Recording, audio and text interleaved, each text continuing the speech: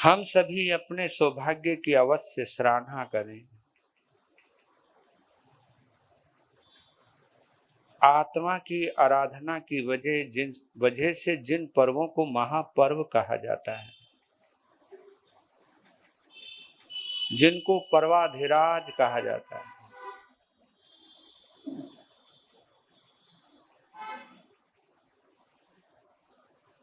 ऐसे पर्वाधिराज पर्युषणों को मनाने का एक और मौका दिया है हमारे आयुष्य कर्म ने।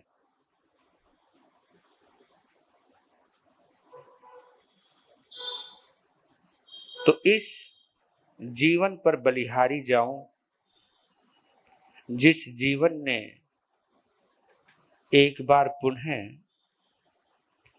आत्मिक आध्यात्मिक पर्वाधिराज पर्युषणों को मनाने का शुभ अवसर प्रदान किया।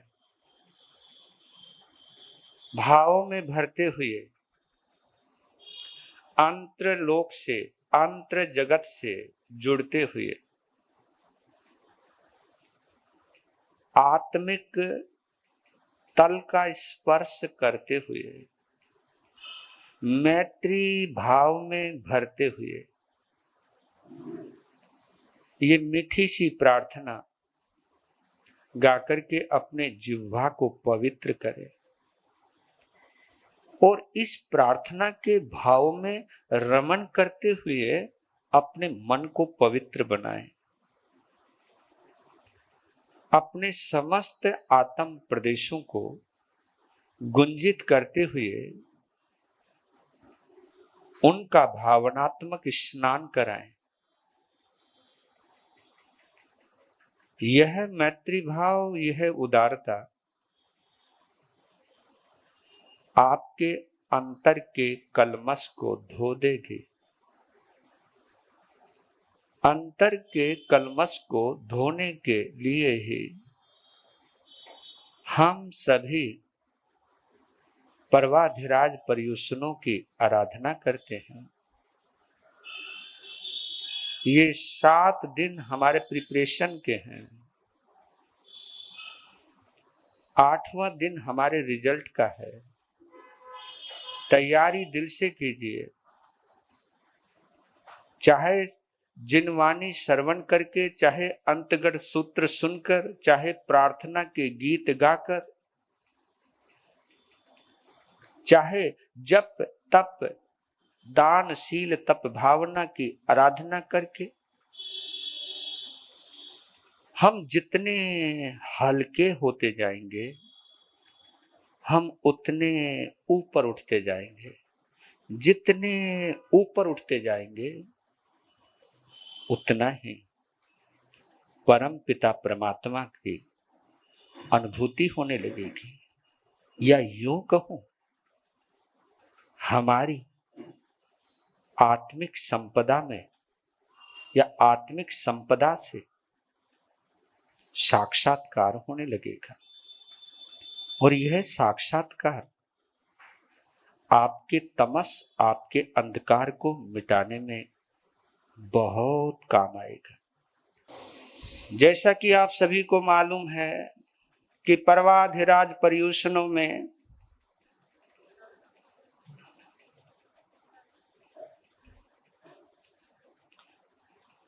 स्थानकवासी परंपरा और 13 पंथ परंपरा में श्री अंतगढ़ सूत्र को सुनाने का प्रचलन है।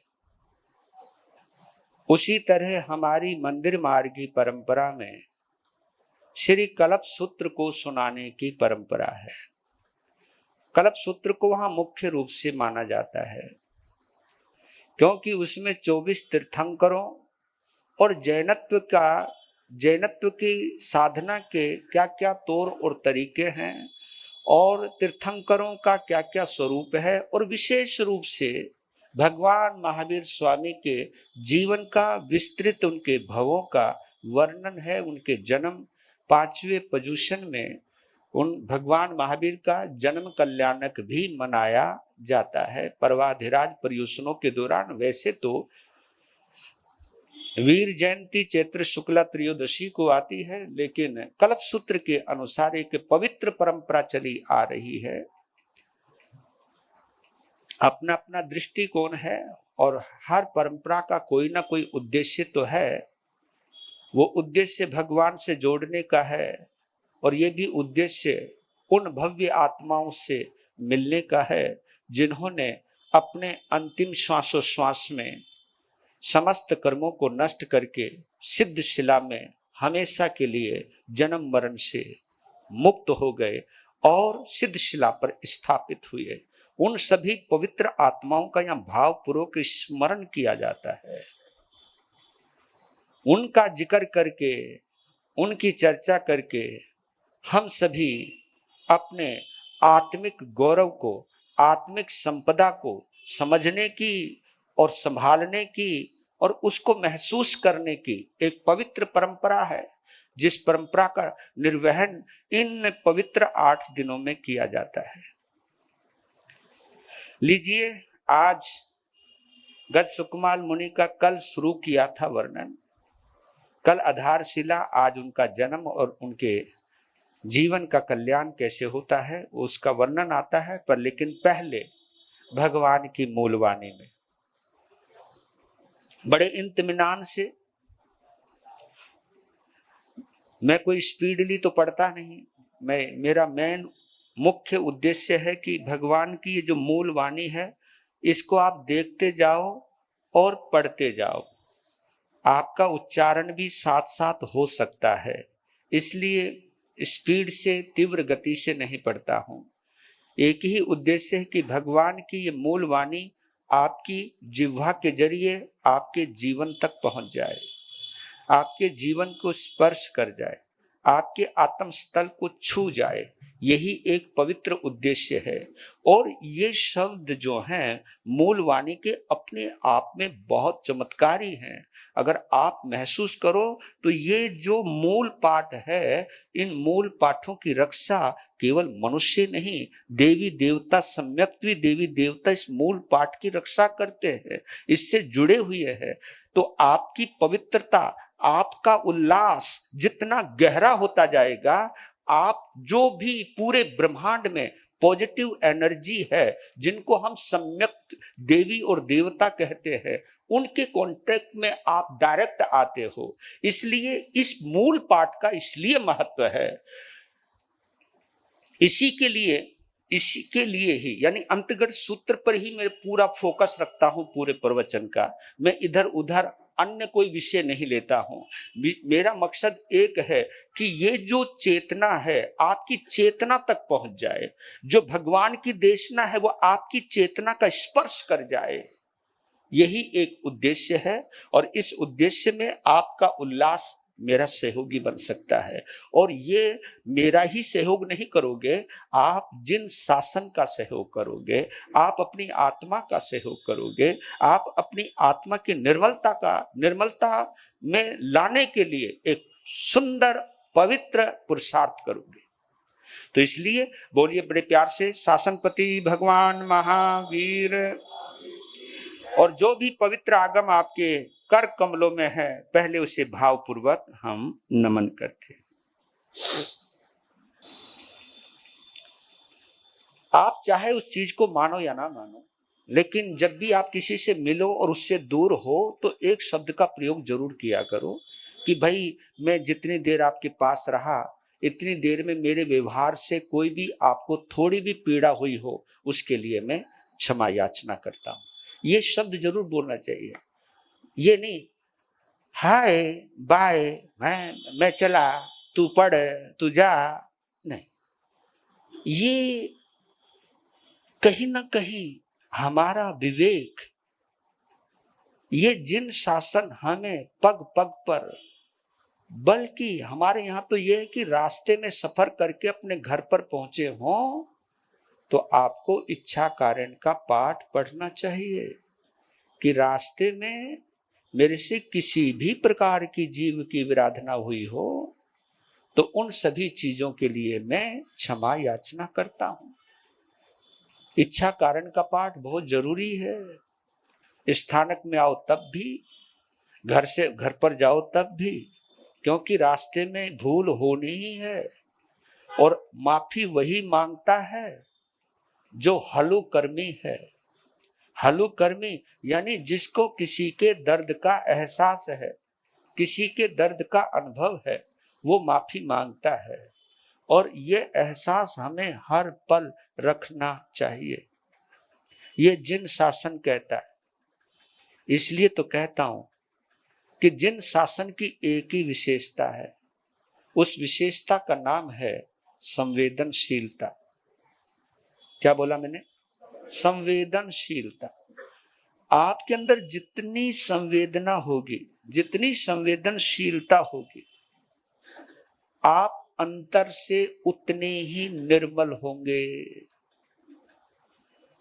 ये संवेदनशीलता हमें पवित्र बनाए रखती है, क्योंकि संवेदनशीलता के अभाव में हम कभी आत्मा की आराधना नहीं कर सकते। तो लीजिए वो जो गीत है, मैं एक एक दो स्टेंजे गाता हुआ उसको पूरा करूंगा, क्योंकि पूरा गीत गाने में तो समय लगता है और समय का अभाव है ना? समय का अभाव है, क्योंकि मुझे आपका ध्यान है, क्योंकि मिच्छामि दुक्कडम में सबसे पहले बोलता हूं, है ना? मुझे ध्यान रखना चाहिए। ये नहीं कि परवाधिराज पर्युषण आ गए और मैं जितनी मन मर्जी समय लूं, आप यहाँ बैठे बैठे किलसते रहो और मैं बोलता रहूं ना, ऐसा। संवेदनशीलता ये कहती है समय का ध्यान रखो। तो ये पर्युषण, परवाधिराज पर्युषण क्या करते हैं? ये गीत की पहली पंक्ति गुनगुनाते हैं और फिर जहां हमने कल छोड़ा था उससे आगे बढ़ते हैं। ये पवित्र पर्व इसलिए है क्योंकि ये हमें अंदर से पवित्र बनाता है। इसमें हम बड़ा स्नान नहीं करते, लेकिन भाव का स्नान करते हैं। इसे हम आत्म स्नान कहते हैं, इसे हम ध्यान स्नान कहते हैं, इसे हम स्वाध्याय स्नान कहते हैं, इसे हम मैत्री भाव स्नान कहते हैं। इन पर्वों में भी दुश्मनी बरकरार रही तो आप ये सोच सकते हो कि मैं कितना अनंतानुबंधी कसायों की गिरफ्त में हूं। मैं नाम का जैन हूं। मेरे नाम के आगे जो जैन टाइटल लगता है, इस टाइटल को लगाने का मैं हक नहीं रखता। अगर मेरे मन में राग और द्वेष और कसाय की, वैर भाव की गांठ पड़ी हुई है तो ये पर्व इसलिए पवित्र है। और आज का उदाहरण बड़ा लोमहर्षक है, रोंगटे खड़े कर सकता है, लेकिन उसी के रोंगटे खड़े होंगे जो संवेदनशील होगा, जो अपने आप को गज सुकमाल मुनि के साथ रख करके महसूस करेगा, अपनी जीवन की छोटी मोटी घटनाओं के साथ और गज सुकुमाल के साथ घटित घटना का जब वो कंपैरिजन करेगा, तब पता लगेगा वो क्या है और मैं क्या हूं। पता नहीं मुझे इस कहानी को सुनाने का और सुनने का भी हक है या नहीं। ये भाव हमारे अंदर आना चाहिए, क्योंकि मन में अगर कसाय भरे हुए हैं। एक बात कहना और चाहता हूं कथा को शुरू करने से पहले, कि सनातन परंपरा में श्री कृष्ण 8वें पुत्र हैं जिन्होंने कंस का वध किया। किसका? कंस का वध किया। जैन परंपरा में देवकी का 8वां पुत्र है गजसुकुमाल, जिसने कसायों का वध किया। यही चीज समझने वाली, मतलब देवकी के दोनों ही लाल बड़े कमाल के निकले। एक ने कंस का वध किया है तो एक ने कसायों का वध किया है। एक ने जनता को सताने वाले का वध किया है, तो एक ने आत्मा को जन्म जन्मांतर तक भटकाने वाले कसायों का वध किया है। और कसायों का वध करने वाले महाबली गज सुकमाल अनगार की जब हम कथा सुनते हैं तो हमें भावुक होना चाहिए।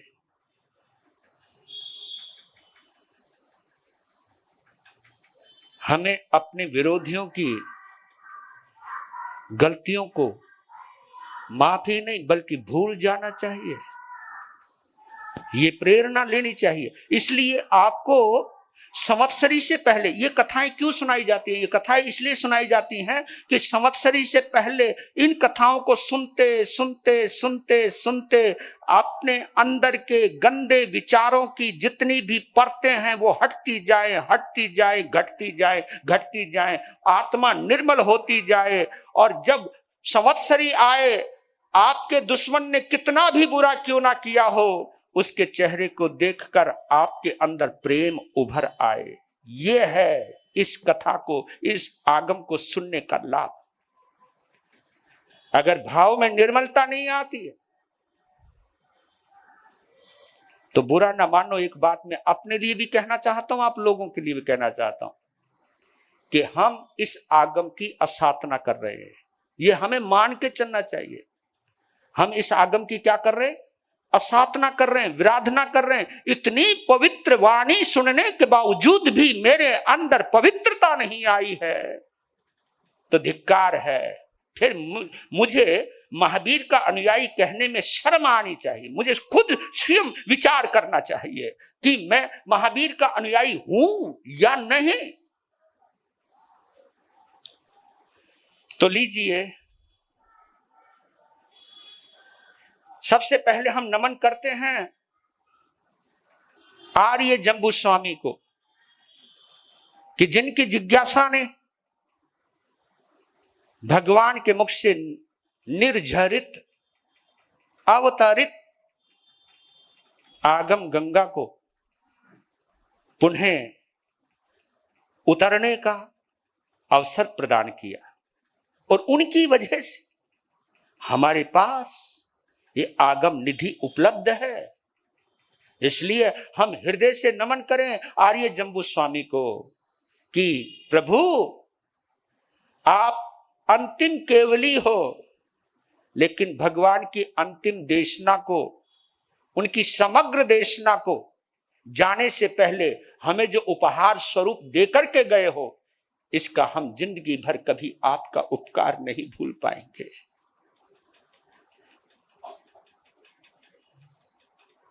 गंधर सुधर्मा स्वामी ने कितनी अनुकंपा की। गुरु और शिष्य की जोड़ी हो तो ऐसी हो। तो पूछते हैं कि जंबू स्वामी कहते हैं वंदन नमस्कार करके विनयांजलि आसन में बैठ करके कि प्रभु गज सुकमाल अनगार का वर्णन फरमाने की कृपा करें। वो कल से शुरू कर रखा है। अब आगे चलते हैं कि कल आपने सुना था कि श्री कृष्ण ने तेला किया है और सूचना मिली है, सूचना दी है और सिंह का स्वप्न देखा है, स्वप्न को जागृत होकर के पूछा है और ये वसुदेव ने खुशी का समाचार दिया है कि तुम्हें सुरक्षित वातावरण में अपनी वर्षों की अधूरी जो तुम्हारी इच्छा है उसकी पूर्ति होने जा रही है। आप अपने बच्चे को जन्म ही नहीं दोगी, उसे अपने हाथों में खिलाओगे, अपना दूध पिलाओगे, उसके बचपन का आनंद लोगे। इस सूचना ने देवकी के अंदर परम खुशी का संचार कर दिया, क्योंकि प्यासा ही जानता है पानी की कीमत क्या है। और जिस वजह से देवकी अपने आप को अधूरा मानती रही, आज उसकी जिंदगी का यह अधूरापन दूर होने जा रहा है। इस सूचना ने उसके अंदर कितना आनंद का संचार किया होगा वो आप स्वयं कल्पना कर सकते हो। समय व्यतीत हुआ, 9 महीने 7.5 रात्रि व्यतीत होने के बाद विकसित पारिजात प्रातः कालीन सूर्य की जो आभा होती है, जो चमक होती है, ऐसी आभा से भरपूर एक पुत्र रत्न को जन्म दिया देवकी ने।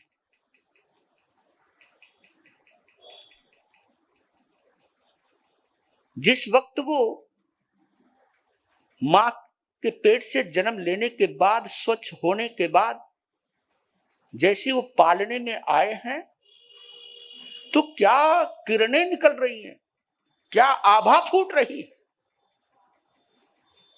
और इतने खूबसूरत हैं। देवकी ने निहारा है, वसुदेव ने पुकारा है, और इस खुशी के समाचार ने पूरी द्वारिका में जश्न मनाने को मजबूर किया। स्वयं श्री कृष्ण नंगे पांव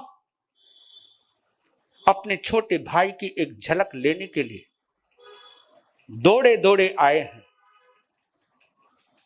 और जैसे ही अपने छोटे भाई के रूप को निहारा, वो अपने अंगों पर वो काबू नहीं रख पाए, पालने में झुके हैं, दोनों हाथों में लिया है, और उसको निहार कर क्या नृत्य किया है, क्या नृत्य किया है। और चारों तरफ कौटुंबिक जन खड़े हुए हैं, और उस नृत्य को देखकर सभी के चेहरों पर खुशियां झलक रही। और जैसे श्री कृष्ण ने गज सुकमाल के पांव जो बिल्कुल लाल सुर्ख हैं, जैसे उसको टच किया, टच करके जैसे हटाया, तो जैसे कोई चीज स्पंज करती है, ऐसे हुआ। गालों पर जब स्पंज किया तो क्या झलका है वो रूप, क्या लावण्य दर्शा है। उसको कलेजे से लगाया, और नाचने के बाद माता पिता को एक बात कही, इसका नाम हम रखेंगे। हाँ, रखो जी, आपकी मेहनत का पुरस्कार है ये। तब उन्होंने कहा, क्योंकि पहले शारीरिक गुणों के और स्वभाव के आधार पर बच्चे का नाम रखा जाता था, तो कहा कि बिल्कुल बिल्कुल, जो हाथी का बच्चा जो अभी अभी पैदा हुआ है, उसके जो पांव होते हैं बिल्कुल लाल सुर्ख होते और इतने कोमल होते, गद्दीदार होते हैं। और उसकी गद्दी का एहसास करके, उसकी स्पंज का एहसास करके कहा कि इसका नाम हम गज सुकुमाल रखें तो कैसा रहेगा। हर्ष हर्ष जय जय, एकदम चारों तरफ से हर्ष हर्ष की लहर दौड़ गई, यानी उस नाम को स्वीकृति मिल गई। इधर गज सुकुमाल का जन्म हुआ, उधर एक और घटना घटित होती है द्वारिका के अंदर।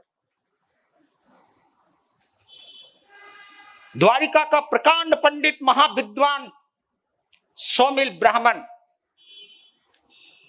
उसकी ब्राह्मणी का नाम सोमश्री। सोमश्री ने भी एक पुत्री को जन्म दिया, और वो भी इतनी बेहद खूबसूरत। पता नहीं वो दिन किसी खूबसूरती को जन्म देने के लिए निश्चित हुआ हो। उधर सोमा का जन्म हुआ और इधर गज सुकुमाल का जन्म हुआ, और दोनों की परवरिश एक साथ होने लगी, समय व्यतीत होने लगा। विद्या अध्ययन पूर्ण हुआ, बाल्य अवस्था से बाहर निकले, शैशव अवस्था से तरुण अवस्था में प्रवेश किया। और इधर ये घटना उस दिन की है कि जब द्वारिका के आकाश में आकाश ध्वनि हुई, ढोल और नगाड़े बजे, उस आवाज ने लोगों का ध्यान आकृष्ट किया और ये देवदुंद भी बज रही है। ऊपर से घोषणा हो रही है, हे द्वारिका वासियों, तुम्हारे अहोभाग्य और सौभाग्य से सहस्राम वन के अंदर तारन तिरन जहाज भगवान अरिष्ट ने भी पधार गए हैं। ये सूचना पूरे द्वारिका के अंदर हलचल मचा देती। ये परम प्रसन्नता का विषय कि पहले जब किसी भी नगर में, गांव में, ये मैंने खुद देखा है नजारा, आज का तो मैं कह नहीं सकता हूं, ये देखा है मैं नजारा। ये नजारा वहां पर होता है जहां पर लोग साधु संतों के लिए तड़पते हैं। मैं उनकी बात कर रहा हूं, तड़पते हैं, तरसते हैं, जो ये चाहते कोई झलक मिल जाए किसी साधु संत की। उस वक्त बड़ी गजब की बात हुआ करती थी, आज तो नहीं होती। उस समय अगर कोई सूचना भी देता था, ये तो 1,500-2,000 साल की बात है कि उस समय अगर सूचना भी कोई देता था, गुरु महाराज पधारे हैं, तो राजा सूचना देने वाले को गले का हार निकाल करके दे देता था। तो आप समझते होंगे कि यह सूचना कितनी प्रभावशाली है। अगर आज कोई सेवक भी जाता है, सूचना महाराज जी पधारे, कौन से आए हैं, अच्छा वो कौन से टोले के, उत्तरा भला पूरा का पूरा बायोडाटा लेते हो, अरे हाँ यार वो हमारे नहीं है, अच्छा ठीक है ठीक है आ जाएंगे। ये चीजें होती। यानी आप संतों को संप्रदाय के आधार पर नापने लगे, जांचने लगे। और इसमें तुम्हारा क्या कसूर मानो रे? इस कसूर के जिम्मेवार हम हैं। हमने शायद इतना जहरीला बना दिया है कि आप बाने को नहीं देखते, संप्रदाय को देखते हो, शासन को नहीं देखते, संप्रदाय को देखते हो, धर्म को नहीं देखते, संप्रदाय को देखते हो। आप सोच सकते हो कि हमारी सोच कितनी गिरी होगी। मैं तो कभी कभी सोचता हूं, ये सोच चाहे मेरे द्वारा आपके पास आई हो तो मुझे जैन शासन का, जिन शासन का संत कहलाने का हक नहीं है। अगर मेरे माध्यम से ये पाप हुआ है तो मैं घोर पापी हूं और नरक में जाने का पूरा इंतजाम किया हुआ है। चाहे मैं कितनी अठाइयां कर लूं, कितनी तपस्या कर लूं, मैंने अगर समाज का बंटवारा किया है तो मैं निश्चित रूप से नरक में जाऊंगा, चाहे मैंने कितने महाव्रतों की पालना की हो। ये भगवान की वाणी बोल रही है, मैं नहीं बोल रहा हूं।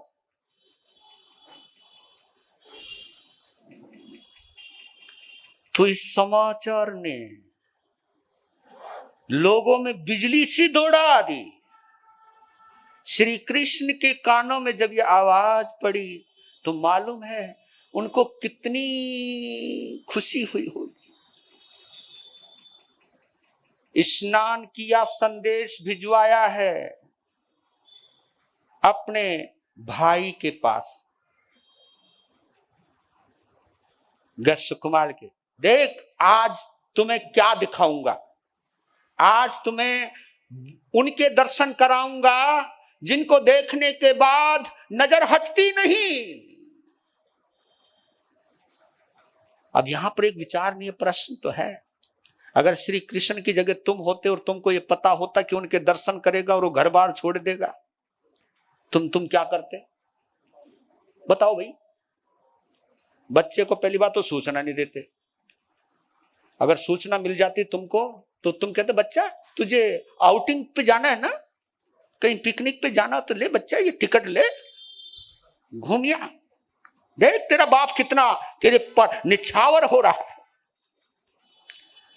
ये वो लोग सोचा करते हैं जिनके पास दिमाग है। तो आप कह सकते हो क्या श्री कृष्ण के पास दिमाग नहीं? दिमाग का जहां उपयोग करना होता वो वहां करते हैं। धर्म के मामले में, दर्शन के मामले में, भगवान के दर्शनों के मामले में कभी अपने दिमाग का उपयोग नहीं करते। ये यहां से प्रगट होता है कि इस समय चौथे आरे में और पांचवें आरे में क्या है? पहले आदमी दिल से काम लेता था और अब जल्दी बोलो ना, दिमाग से। अगर हम भी पाठ कुछ बताओ ना, भैया ये पाठ कर ले, कि महाराज जी इस पाठ को के फायदे होवे को बता तो दो। मतलब पहले तुम ये निश्चित कर लेना चाहते हो हर चीज दिमाग से। बस मैं पंचम आरे में और चौथे आरे में एक ही चीज मानता हूं, आज के समय में हार्ट बहुत नीचे जा चुका है और माइंड बहुत। इसलिए पहले परमार्थी होते थे, अब ज्यादातर स्वार्थी होते, मतलब परस्त होते। मैं अद्भुत नमन करता हूं श्री कृष्ण की भाव भक्ति को कि कुछ भाव नहीं। हाथी को सजाया है, सेना को बुलाया है, भाई को बैठाया है, और हाथी के ओहदे पर दोनों भाइयों की जोड़ी क्या खूबसूरत लग रही है। जो भी देख रहा है वाह वाह कर रहा है। जनता चल रही है, जनता खड़ी है अगल बगल और सवारी निकल रही है। इधर जा रहे हैं भगवान के दर्शनों के लिए, उधर ही उसी दिन सोमा सुसज्जित होकर पूरा श्रृंगार करके अपनी 10-15 सखियों के साथ सोने की तारों से जुड़ी हुई गेंद को उछालती हुई, एक दूसरे के ऊपर उछालती हुई, लपकाती हुई, अगर गेंद गिर जाए तो खिलखिलाती हुई, हंसती हुई, उसकी हंसी के ठहाके गूंज रहे हैं। जब किलकारी गूंजती सुनी, हंसी ठिठोली की आवाज, और उस हंसी ठिठोली में भी एक संगीत की लहर है। आवाज ने आकृष्ट किया है गस्सुकुमाल को और श्री कृष्ण के कानों को। गस्सुकुमाल ने देखा है, और उन 10-15 लड़कियों के अंदर सोमा अलग से ही नजर आ रही थी। उसकी खूबसूरती को देखा तो एक बार तो गस्सुकुमाल की नजर टिक गई। उसकी टिकी हुई नजरों को श्री कृष्ण ने देखा कि भाई किसी को निहार रहा है। जवानी में प्रवेश किया भाई।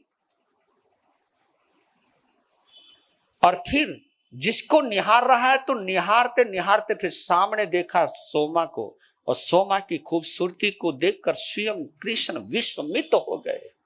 विस्मित, विस्मय में आ गए, आश्चर्यचकित।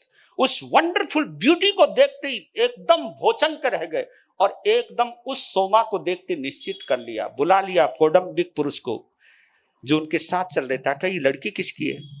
कहा कि यहाँ के प्रसिद्ध महाविद्वान, धनपति, लक्ष्मीपति और बुद्धिमान विद्वान सौमिल ब्राह्मण की बेटी सोमा है।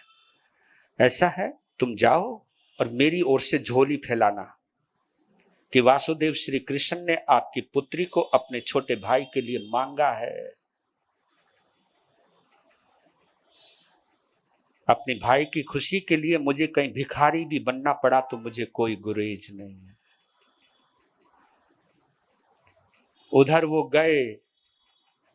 सौमिल ब्राह्मण को जब पता चला कि श्री कृष्ण ने अपने छोटे भाई के लिए मेरी बेटी को मांगा है, तो अपनी बेटी को बुलावा भेजा। बेटी जैसे आई उसका माथा चूमने लगा। उसकी सोमा की मां ने कहा क्या कर रहे हो? कहा कि तुझे पागल है, मैं बेटी के भाग्य को चूम रहा हूं, इसके सौभाग्य को चूम रहा हूं, नजर ना लग जाए। पगलीश, वासुदेव श्री कृष्ण ने अपने छोटे भाई के लिए हमारी बेटी का हाथ मांगा, और ये बहुत बड़ी खुशी की बात थी। उधर सवारी पहुंच गई है भगवान के समोत्सरण में। ये ऐसे ही है जैसे बाजार से गुजर रहे हैं और हर चीज बड़ी सुंदर नजर आ रही है। ये भी चीज पसंद आई, ये भी, क्योंकि पहले तुम जब मार्केट में जाते हो, मॉल्स में जाते हो, तो पहले तुम चक्कर काटते हो, है ना, कि जब लास्ट में देखते हो जो सबसे बढ़िया माल है उसको बाद में खरीदते हैं।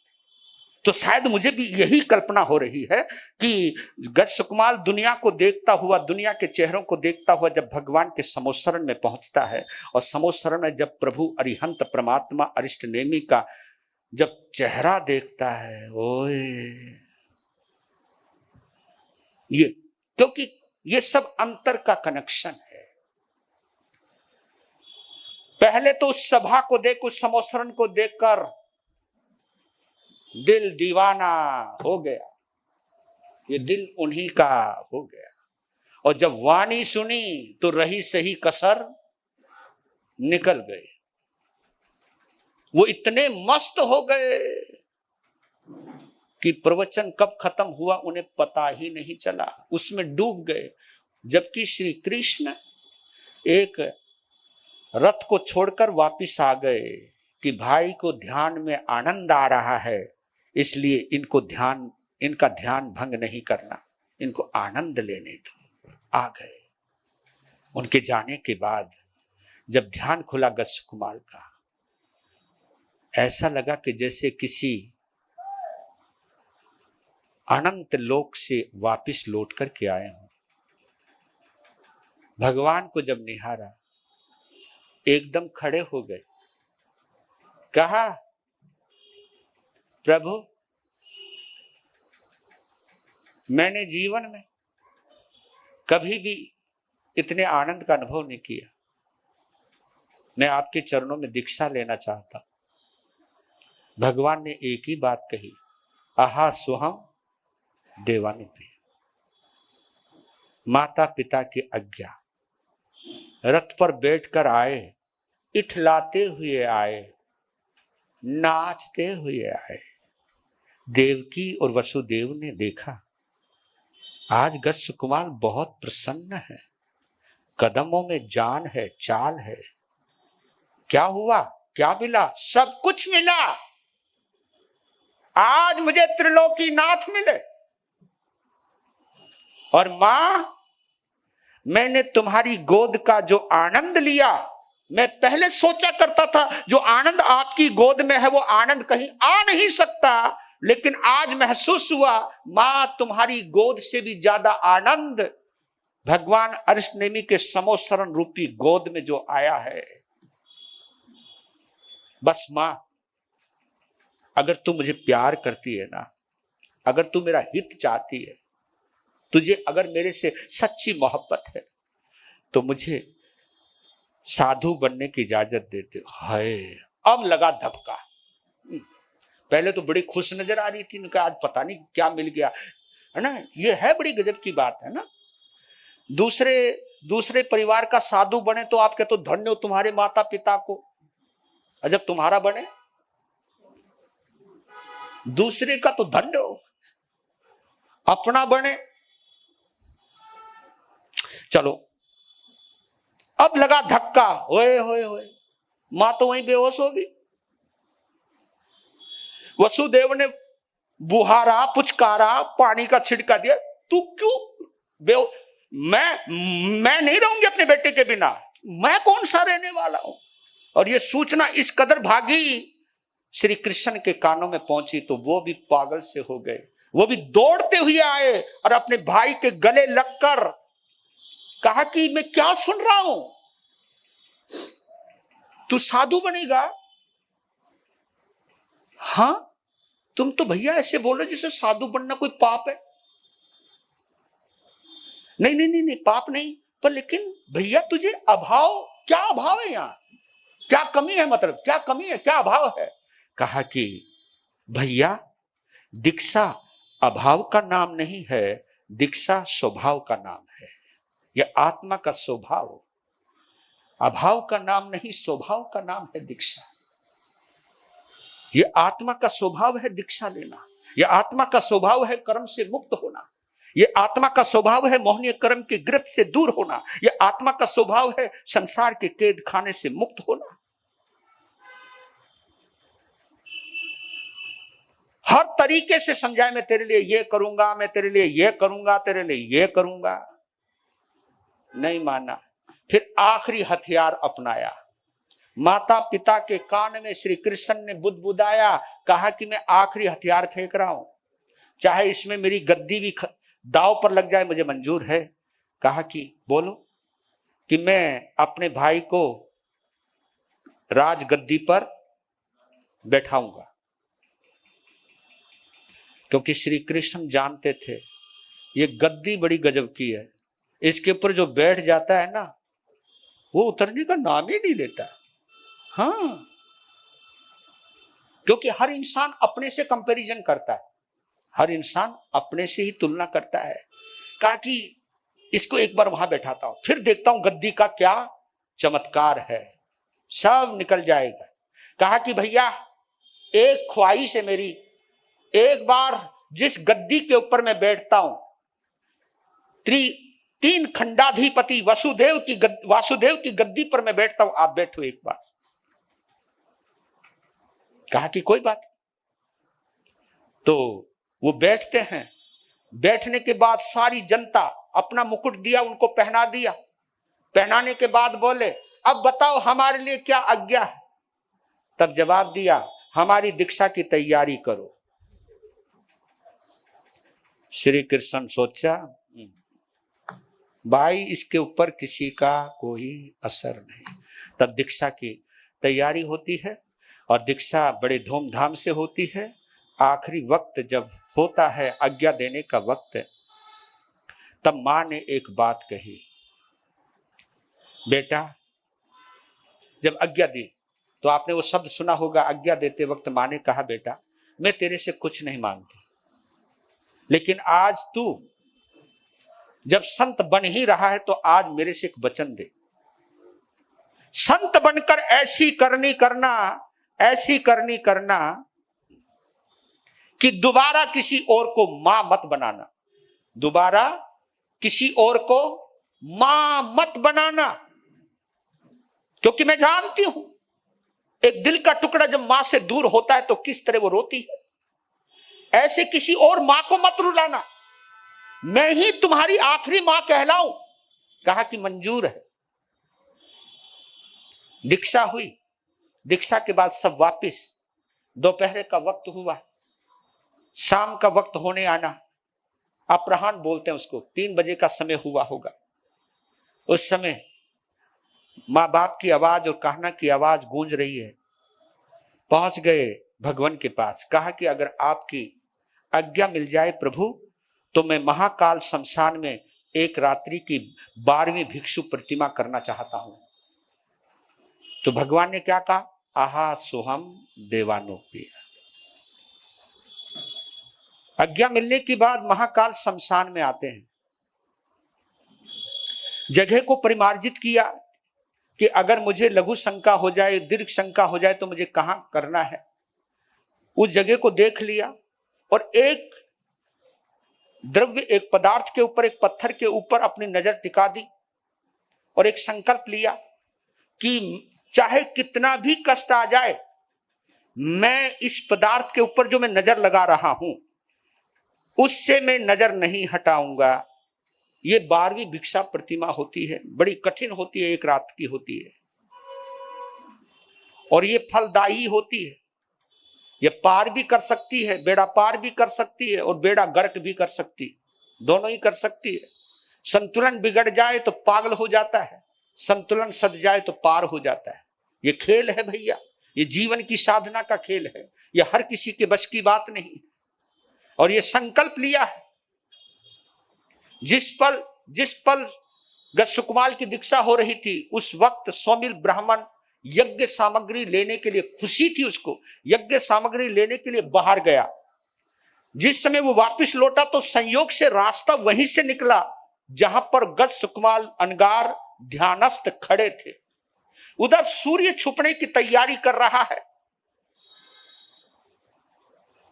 उधर शमशान में किसी मुनिराज को खड़े देखा तो गौर से देखा, ये कौन है।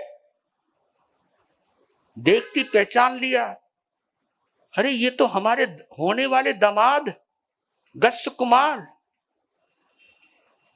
एक तो ये, और दूसरा पुराने कर्मों के संस्कार।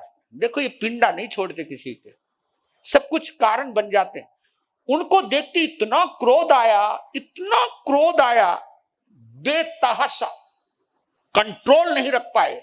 जो आदमी ना एक छोटी सी बात पर आदमी का कत्ल कर देते हैं, तो ये ऐसे नहीं है, ये पुराने जन्मों के कोई ना कोई संस्कार। नहीं तो वहां पर मतलब गज सुकुमार को इस तरह मारने का तो कोई कारण नहीं था, पर लेकिन कारण था। इतना क्रोध आया, अपने पर नियंत्रण नहीं रख पाया सौमिल ब्राह्मण। वहां पर चिकनी मिट्टी थी, क्योंकि पानी होता है वहां पर, तो चिकनी मिट्टी थी, तालाब था। उस चिकनी मिट्टी को लिया, पाल बांध दी। पास में मुर्दे जल रहे थे, वहां पर जलते हुए अंगारे, टूटे हुए ठीकरों में, बर्तनों में जो मटके होते हैं, टूटे हुए मटके, उनके ठीकरों में उस अंगारों को भरा।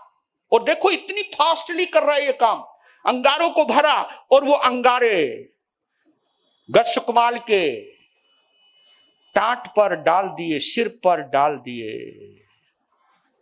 अब यहां देख, आंख झपकनी नहीं, नहीं तो जब भी दर्द होता है तो सबसे पहले क्या बंद होती है? आंख बंद होती है सबसे पहले। और ये संकल्प है कि कुछ भी आए कष्ट मुझको, लेकिन आंख नहीं झपकेगी, और झपकी भी नहीं।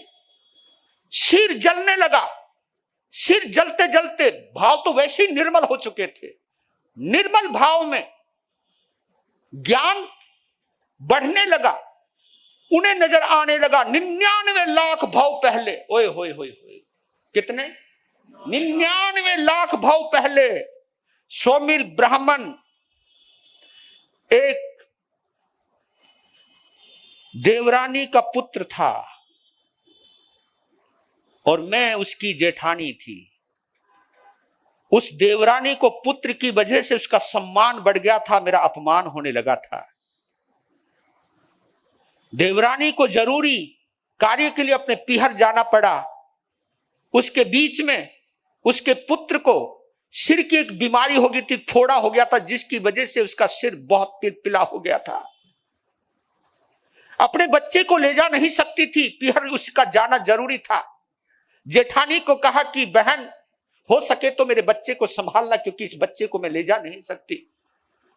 अपनी जेठानी पर अपने बच्चे को सौंपकर वो तो चली गई, लेकिन जैसे ही जेठानी की नजर उस बच्चे पे पड़ी तो उस बच्चे को देखकर अपना अपमान याद आने लगा कि कुछ समय पहले देवरानी जेठानी हम दोनों ही एक थी, लेकिन तेरे आने की वजह से उसका सम्मान बढ़ गया और मेरा अपमान होने लगा।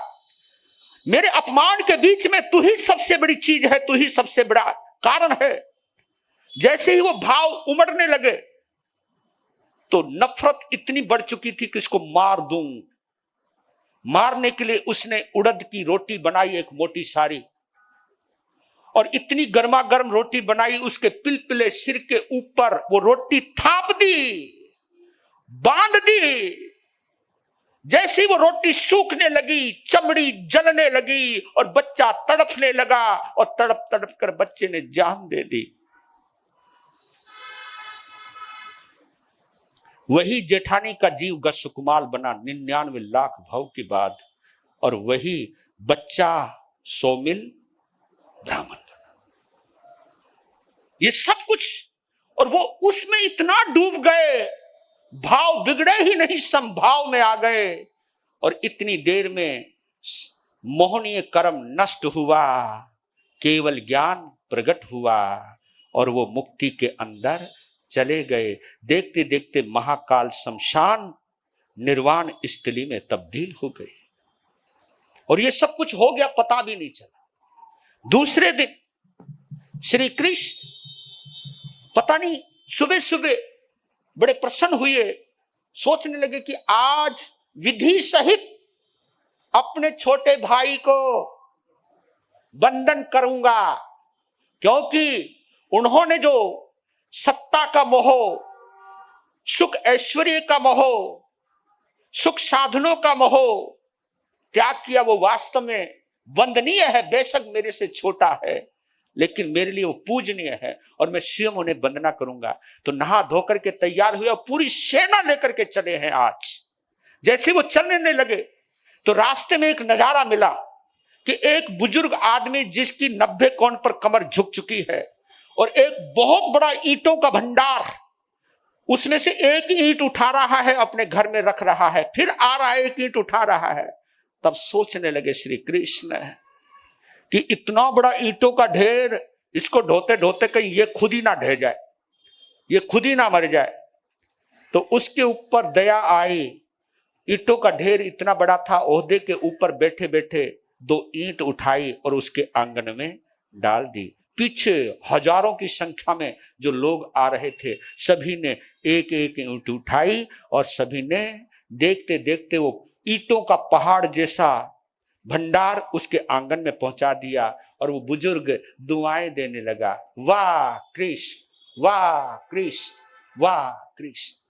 वो पहुंच गए, भगवान को वंदन किया। वंदन करते करते नजर इधर उधर चलने लगी, देखने लगी। जब नजर में नहीं आया वो नजारा, जिस नजारे के लिए वो आए थे, तो भगवान से पूछा गज सुकुमाल अनगार कहाँ है? तब कहते कि हे कृष्ण, वो जिस मकसद के लिए संत बने थे उन्होंने वो मकसद हासिल कर लिया। क्या मतलब? कि संत बने थे वो मुक्ति के लिए, वो मुक्ति में चले गए, मुक्ति में चले गए। कल दीक्षाली मुक्ति में चले गए, मतलब समझा नहीं। तब वो बताए कि तुम सब जाने के बाद मेरे पास आए, उन्होंने कहा कि मैं महाकाल शमशान में एक रात्रि की महाभिक्षु प्रतिमा करना चाहता हूं। मैंने कहा आह सोम देवानो पिया। संध्या के वक्त एक व्यक्ति शमशान से गुजरा और उस व्यक्ति ने जैसे ही तुम्हारे भाई को देखा तो पूर्वकृत कर्मों के बलबूते पर क्रोध आ गया और उसने ऐसा ऐसा किया, लेकिन उन्होंने इतना संभाव धारण किया और उन्होंने अपने कर्मों को नष्ट किया और वो मुक्ति के अंदर चले गए। ये घटना सुन तो ली, लेकिन अंदर इतना अंदर भड़क गए। वो पूछा वो कौन है? देखो यहां पर ही समझना, वो कौन है?